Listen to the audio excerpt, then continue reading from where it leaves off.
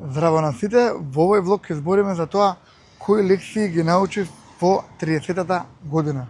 Кога ќе наполниш 30 години, не знам, има некоја символика во тоа, во самата бројка, онака една декада поминала, нели, 20-тите години, сега влегуваш во нова декада, нели, во нова ера и стануваш онака 30 години, 31, 32, 33, 34 и нели мудроста не мора да ги следи годините, нели нема некои луѓе што се повозрастни, меѓутоа се уште не се онака мудри, нели се зависи од тоа колку си поминал во животот, онака што си научил од тоа, што си сватил, нели? И генерално искуствата што си ги имал во животот те обликуваат во личноста во која си денес, нели? Целиот мој живот имав големи потешкоти да се најдам себе си, онака постојано се барав дали во професии, дали во пријатели, дали во луѓе, дали во сваќање, мајндсет и така натаму. Меѓутоа, после 30-тата, со секоја нова година, едноставно, како да станувам онака се помудар, некои работи ми се повеќе од кристално јасни, нели? И многу ми се променија работите во животот и свеста ми се промени, генерално целиот начин на кој живеам се промени. И баш сакам овој влог да го посветам онака искрено на оваа тема, со цел да научите нешто ново, нели? Никогаш не штети да научиме нешто ново, нели? Океј, првото нешто што го сватив е никогаш не е доцна да направите промена во кариерата. А има многу луѓе што, нели, ако го следиме оној природниот тек на работиве, нели, како што објаснав и во другите видеа, нели, завршуваме средно, факултет, ваму таму, некој се вработува во една професија или работи во една фирма, нели, и останува онака цел живот таму, капува онака до крај. Има некој генерално верување меѓу луѓето дека ако смениш некоја кариера, нели, не знам, на 30 или после 30-та година, ќе имаш чувство како да почнуваш пак од нула, леле, зашто си ги вложил сите тие години во таа професија, кога веќе не сакаш да работиш или така натаму. Но сметам дека тие верувања се ограничени малку и важеле за едно поранешно време, кога професиите не беа толку различни, не беа толку, како се вика, diversified, значи не беа толку различни, да речеме. Имаше некои такви класични професии, тоа беше тоа, нели, дали си адвокат, доктор, ваму таму. Меѓутоа, во денешно време сме сведоци на тоа како се раѓаат нови професии, нели, и онака баш сте и креативни, интересни, онака баш сте и возбудливи и така натаму. И сега многу е лошо ако не си среќаме таа работа што ја работиш моментално и си заглавен така до крај на живот таму, а со тоа ја пропушташ можноста да испробаш нешто ново, онака да се испробаш и во друга вештина и во друга професија, можеби таа ќе ти легне повеќе отколку таа што моментално ја имаш, нели? Сите што имаат прочитано мојата книга знаат дека имам променето многу професии. Сум бил и зидар, сум бил и филмекер, сум бил и, не знам, писател, сум работел во маркет, сум бил и маркетинг, сум работел, деливери правев исто, значи многу професии ги имам сменето и затоа мислам дека се осеќам онака адекватен за да можам да разговарам на оваа тема и баш моментално ми се случува таа некоја ренесанса, да речеме, на мојот карактер и влегувам во некоја ново возбудливо поглавје од мојот живот. Тука во Австралија ми се допаѓа, на пример, има на универзитет, да речеме, или пак има и коледжи. Има еден коледж што се вика TAFE, како техничко училиште го бројуваат и таму, на пример, сум учел и англиски јазик, сум учел и некако можеш да запишеш таму на било која возраст, нели? И во самиот клас кај што сум бил, имало од 18 до 60, 65, 70 години ученици. Значи, тоа некако ми дава некоја слобода, бар во оваа земја, да се одлучам да промена на кариера понатака во животот, нели? Исто и на dating apps што сум видел во Австралија, на Tinder, на Bumble, повеќето од девојките што ги гледав таму се или пишуваат дека се студенти, или пишуваат дека прават career change. Долги години имав како двоумења околу оваа тема, као Кристијан, зашто не си пробал само една професија и да бидеш стабилен и сигурен онака цел живот. И онака гордо кажувам дека се запишав на коледж за психологија и онака баш се радувам да потнам следниот месец и баш се радувам да видам кај ќе ме однесе онака следниот чекор и ми се допаѓа што на тој TAFE коледжот имам можност да учам во практична настава, онака не го тупат премногу со материјали, теории и така натаму, туку повеќе се концентрираат на практична работа, на визуелно, тоа е начинот на кој јас учам, визуелно, ако нешто не видам пред мене, не можам да го сватам тоа, ја не можам од читање само да научам, туку ми треба и визуелен приказ на тоа што се учи. Океј, лекција број 2. Можно е после 30-та година да изгледате многу физички атрактивно. Океј, зашто реков некој од вас ќе прашаат, реков можно е. Значи можно е нешто што бара работа од ваша страна, нели? Не може само да бидете убави онака, нели? Треба да се трудите, така? И сега, она што јас го имам сватано, значи све ова зборам од моје искуство, после 30-та година, нели, се појавува некоја брчка, лицето не е толку застегнато како што било, не знам, кога си бил 15 или 20 години, и постои некој верување дека најубави сме во 20-тите години, тогаш сме онака млади, убави, згодни, не знам што. И некако се крева некоја фама околу тоа младешки изглед, младешка енергија, младешки стил на облекување и така натаму.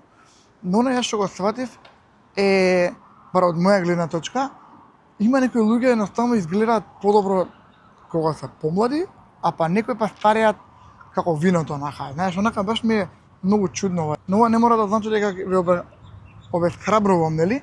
И вие да изгледате убаво. Ама ја мислам дека после 30-та година начинот на кој се грижиш за себе кажува многу за тебе, нели? И она што јас сега го научив, порано појма немав од креми за лице, не знаев ни како се чисти лицето, не знаев дека треба да се пие вода за да ти биде убаво кожата.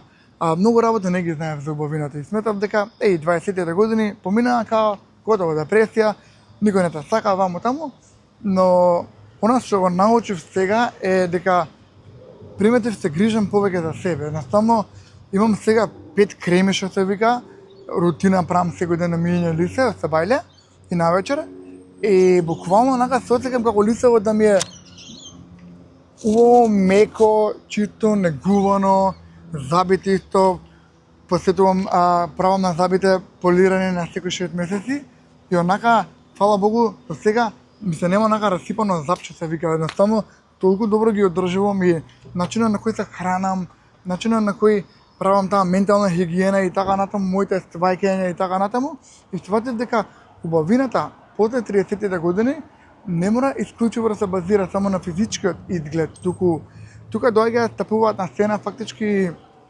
начинот на кој размислуваш, како се грижиш за себе, дали си грижлив човек, нели?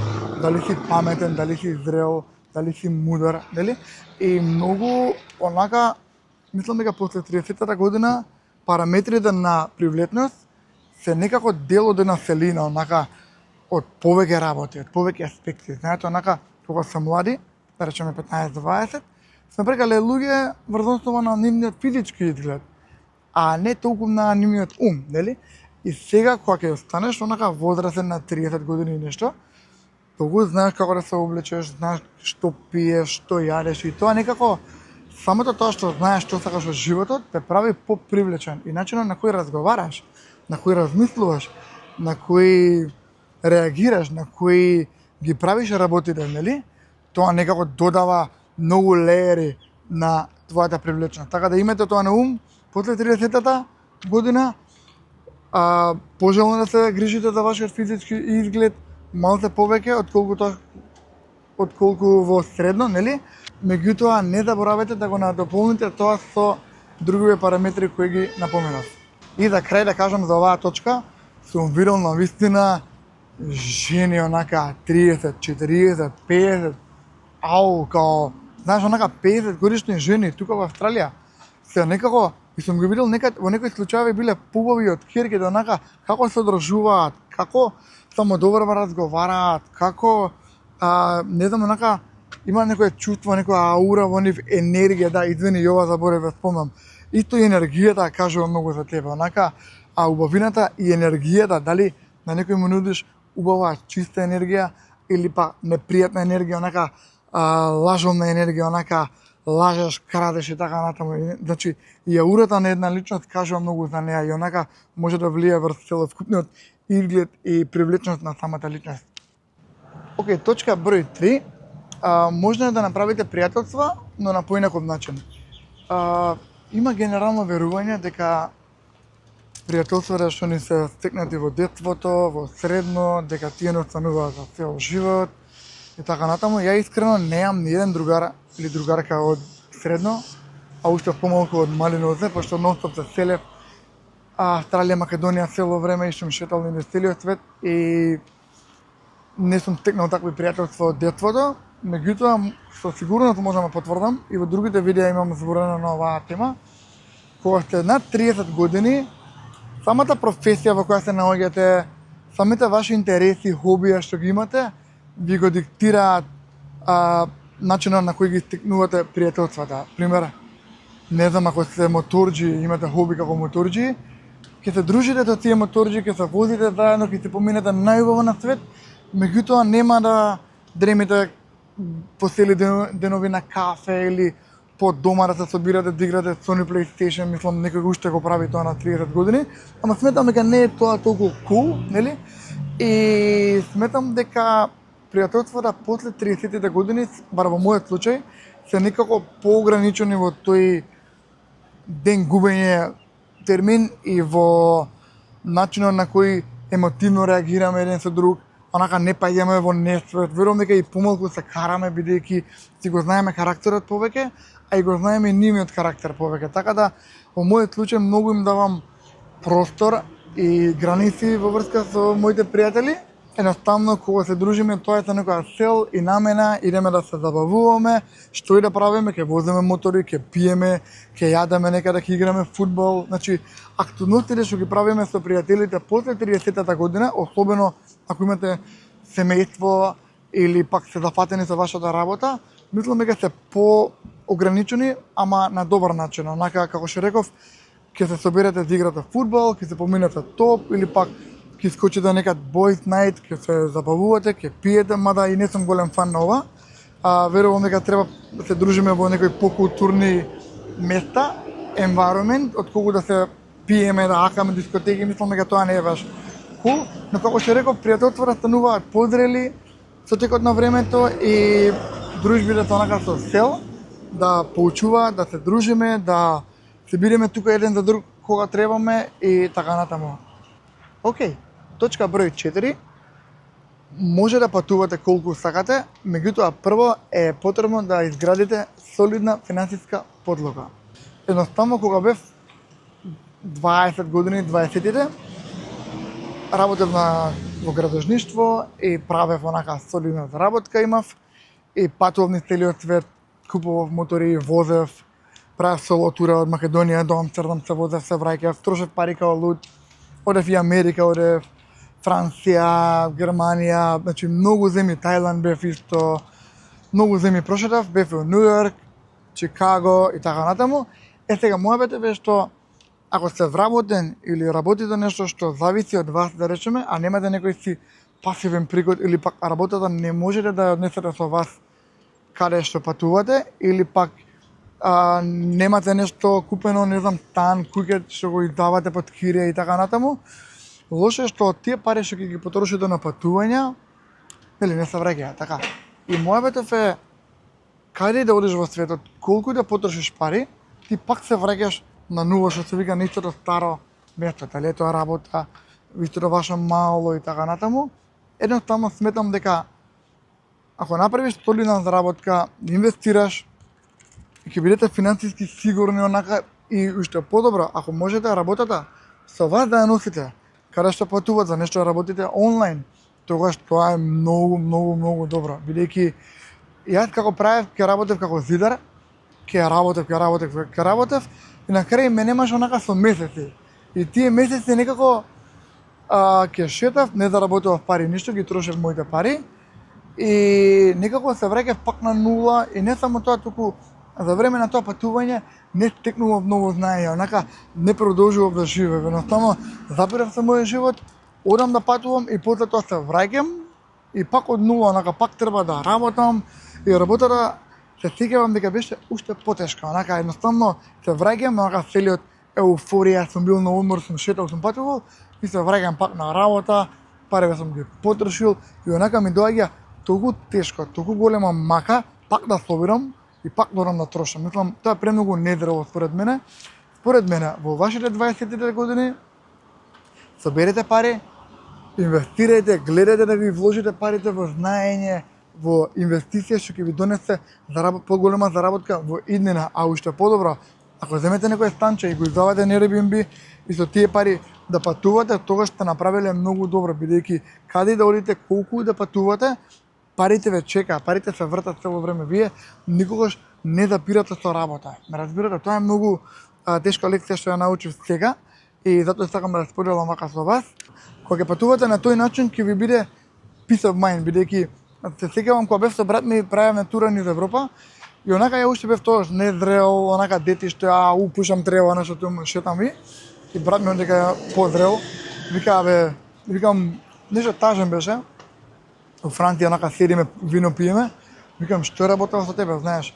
Вика брат, мака ми е, шетаме, ги трошиме пареве, не заработуваме и на крај вика пак се враќаме вика таму на градилиште и пак поново почнуваме. Онака баш сега ми доја онака у глава зборовите што он ги кажуваше тогаш, а кои што тежат многу. Нели? Ја не знам луѓето што ме гледаат толку многу, онака снима човек со камера и те гледаат као што прави сега овој онака. Искрено гајле ми е за нив и онака си го терам мојот лајфстайл како сакам, ќе снимам што сакам, кај сакам. И да, треба да се опуштат малку и они да земат камера и да снимаат, бидејќи треба секој да се го документира животот и да сподели тоа што го има научено.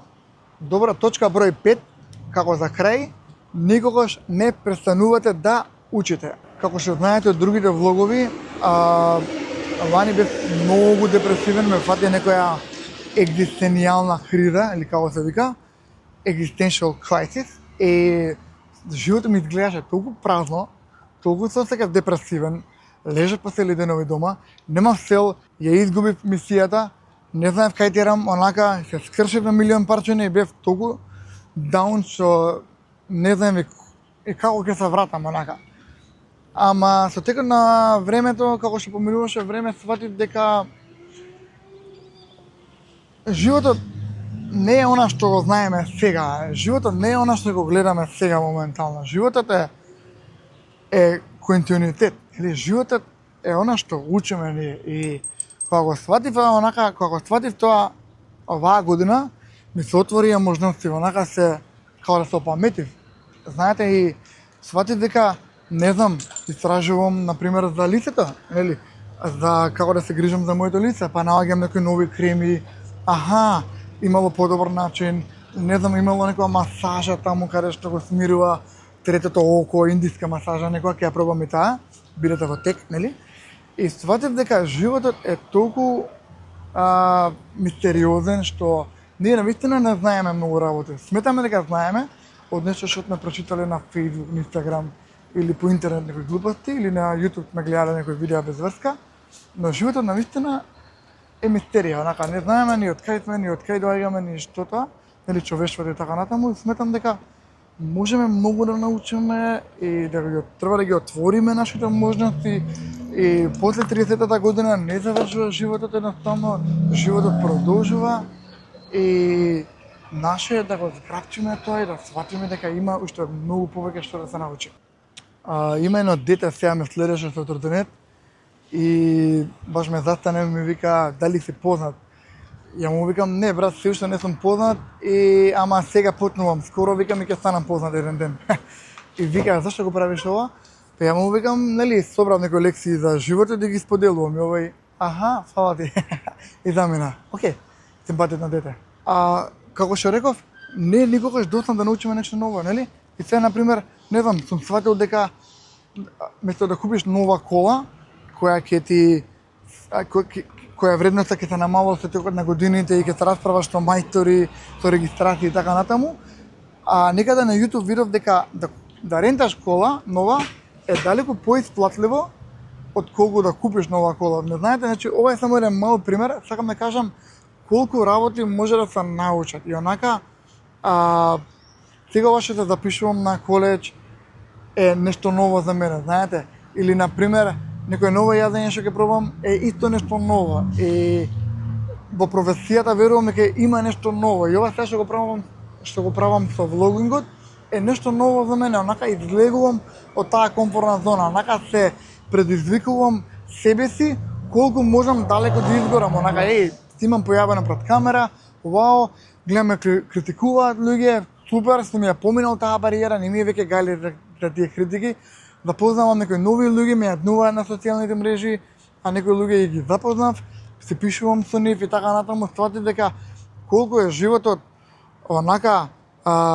остава простор да се научат нови работи. И никогаш верувам дека после ова сваќање нема да влезам пак во депресија или да мислам дека животот завршува. Не, животот е интересен со секоја нова година, на 40 години, на 50, на 60, не мора да изгледаш како стар дедо, како што прават овие балканци, пупни го на стомакот, направи го огромен со пиво, не прави ништо, не се грижи за лицето, не ги ми забиде и ќе изгледаш како 90 годишен дедо.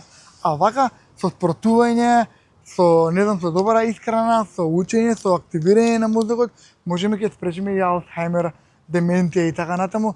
Едноставно животот е навистина многу интересен. Ја онака најдов забава, најдов радост во тоа што не пијам, што не пушам, што не дувам треба веќе. Едноставно сум толку среќен само поради тоа што сум жив и здрав да споделам лекции со вас и ќе учам за монтажа, ќе учам за сторителинг и ќе истражувам из цел Сиднеј нови работи, ќе сакам тоа да го документирам на камера и да го споделам со вас. Едноставно толку сум возбудлив кога ќе станам са бајле, ќе се напијам кафе и ќе почне денот и си викам што можам да научам денеска. Дечки, фала ви многу што бевте со мене во овој влог. Ја ги споделив тие лекции што ги имам научено по 30-та година. Верувам дека ви беа од полза и дека ќе лајкате, ќе коментирате и ќе критикувате, нели, нормално. Јас сум отворен за секакви коментари и тоа е тоа, да. Денеска е убав ден, онака е попладне, не е многу жешко, затоа и снимам ова време. А можам да се опуштам, да не се потам и да не ожедувам како праса. Тоа е тоа. Се гледаме, фала ви, чао.